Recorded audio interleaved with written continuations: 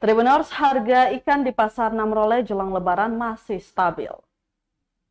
Harga jual ikan di Pasar Namrole, Kabupaten Boro Selatan, Maluku terpantau stabil. Pantauan tribunambon.com, ikan cakalang masih dikisarkan Rp15.000 sampai dengan Rp50.000 per ekor tergantung ukurannya.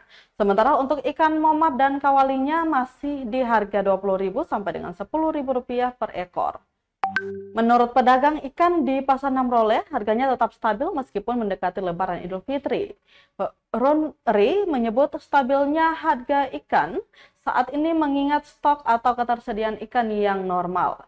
Diakuinya harga ikan kerapu dipengaruhi karena faktor cuaca seperti musim timur.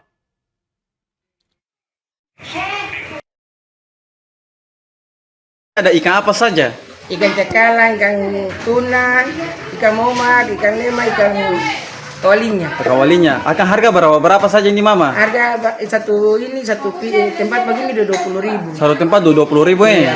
Kalau ikan cakalang harga berapa? Cakalang ini ada yang 15, ada yang 10, ada sampai 50.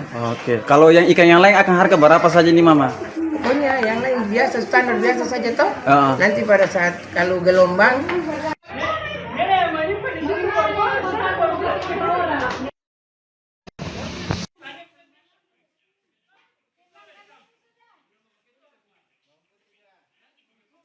Download Tribun X sekarang, menghadirkan lokal menjadi Indonesia.